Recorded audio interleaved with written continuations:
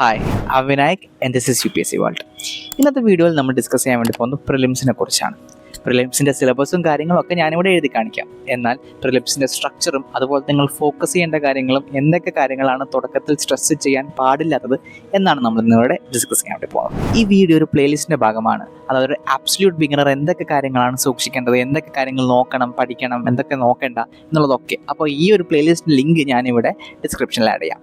അപ്പോൾ let's start. പ്രിലിംസിൽ മൊത്തം 2 പേപ്പറുകളാണ് ഉള്ളത്. രാവിലെ നടക്കുന്ന GS1 പേപ്പറും ഉച്ചക്ക് നടക്കുന്ന CSAT പേപ്പറും. നമ്മുടെ GS1 പേപ്പറിൽ മൊത്തം 100 ക്വസ്റ്റ്യൻസ് ആണുള്ളത്. അതായത് ഒരു ക്വസ്റ്റ്യന് 2 മാർക്ക്, ടോട്ടൽ 200 മാർക്സിന്. അതുപോലെ തന്നെ 1/3 ആണ് നെഗറ്റീവ് മാർക്കിംഗ്.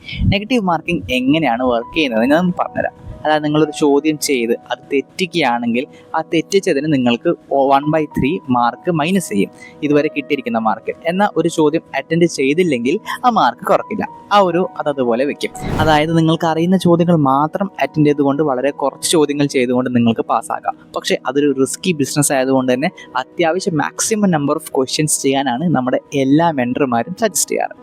ഓക്കെ, CSATലും ഇതുപോലെ 80 ക്വസ്റ്റ്യൻസ് ആണ് ഉള്ളത്. അതുപോലെ തന്നെ ഒരു ചോദ്യത്തിന് 2.5 മാർക്കാണ് ആൻഡ് 1/3 തന്നെയാണ് നെഗറ്റീവ് മാർക്കിംഗ്. സെയിം രീതിയിലാണ് നെഗറ്റീവ് മാർക്കിംഗ് വർക്ക് ചെയ്യുക. ഞാനിവിടെ പ്രിലിംസിൻ്റെ സിലബസ് ഒന്ന് എഴുതി കാണിക്കാം, നിങ്ങളൊന്ന് പോസ് ചെയ്തിട്ട് അതൊന്ന് വായിച്ചു നോക്കാം. അടുത്തതായി CSATൻ്റെ ഞാൻ സിലബസ് എഴുതി കാണിക്കാം, നിങ്ങൾ അതും ഒന്ന് പോസ് ചെയ്തിട്ട് വായിച്ചു നോക്കണം.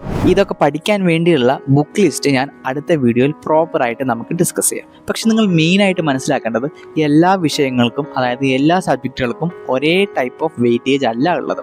ഇതിൽ മേജറായിട്ട് കുറച്ച് കാലങ്ങളായിട്ട് ചോദിച്ചു വരുന്ന ചോദ്യങ്ങൾ പൊളിറ്റിയിൽ നിന്നും എക്കോണമിയിൽ നിന്നും അതുപോലെ തന്നെ ജോഗ്രഫിയിൽ നിന്നുമാണ്. മറ്റ് ചോദ്യങ്ങൾക്ക്, മറ്റ് വിഷയങ്ങൾക്ക് ഇമ്പോർട്ടൻസ് ഉണ്ടെങ്കിൽ പോലും അതിൽ നിന്ന് വരുന്ന ചോദ്യങ്ങൾ കുറവാണ്. പക്ഷേ അതേസമയം ഈ എൻവയോൺമെൻറ്റും ടെക്നോളജിയും കറണ്ട് അഫയേഴ്സ് റിലേറ്റഡ് ആയിട്ടുള്ള ചോദ്യങ്ങൾ കൂടുതൽ വരുന്നത് നമുക്ക് കാണാൻ വേണ്ടി പറ്റും.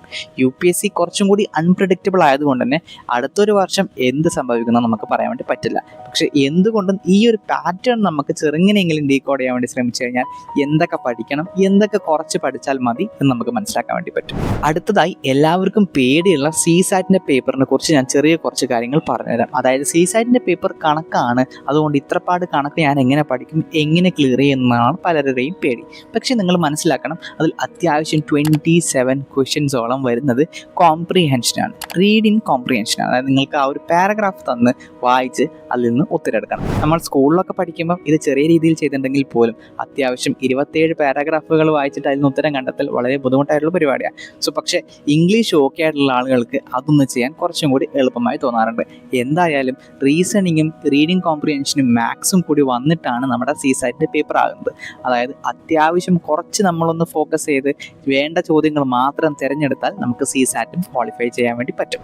അപ്പോൾ GSൻ്റെയും CSATൻ്റെയും സ്ട്രക്ചർ നമ്മളിവിടെ ഡിസ്കസ് ചെയ്തു. അടുത്ത വീഡിയോയിൽ നമുക്ക് മെയിൻസിൻ്റെ സ്ട്രക്ചർ ഒന്ന് ഡിസ്കസ് ചെയ്തതിന് ശേഷം പ്രിലിംസിൻ്റെ ബുക്ക് ലിസ്റ്റും എന്തൊക്കെയാണ് നമ്മൾ PYQs നോക്കേണ്ടത്, അതുപോലെ തന്നെ എന്തൊക്കെയാണ് നമുക്ക് ന്യൂസ് പേപ്പറായിട്ട് വായിക്കേണ്ടത്, കറണ്ട് അഫയേഴ്സ് ആയിട്ട് വായിക്കേണ്ടത്, NCERT നോക്കണം, അങ്ങനെയുള്ള പല കാര്യങ്ങൾ ഡിസ്കസ് ചെയ്യാം. ഓരോന്നായിട്ട് നമുക്ക് ഓരോ വീഡിയോയിലും കാണാം. അപ്പോൾ I am Vinayak and this is UPSC world. അടുത്ത വീഡിയോയിൽ കാണാം. Not forget to drink water, stay hydrated, take care, bye. അതുപോലെ തന്നെ ഒരു കാര്യം, എൻ്റെ ടെലിഗ്രാമിൻ്റെ ലിങ്ക് ഞാൻ ഡിസ്ക്രിപ്ഷനിൽ ഇട്ടിട്ടുണ്ട്, എൻ്റെ ഇൻസ്റ്റാഗ്രാം ലിങ്കും ഇട്ടിട്ടുണ്ട്. നിങ്ങൾക്ക് എനിക്ക് പേഴ്സണലി മെസ്സേജ് അയക്കണമെങ്കിൽ അങ്ങനെ ചെയ്യാം. അതുപോലെ തന്നെ എൻ്റെ പല PDFകളും കാര്യങ്ങളും അപ്ഡേറ്റ്സും ഒക്കെ ടെലിഗ്രാം ചാനൽ വഴി ഞാൻ അറിയിക്കുന്നതായിരിക്കും. അപ്പോൾ ടേക്ക് കെയർ, ബൈ.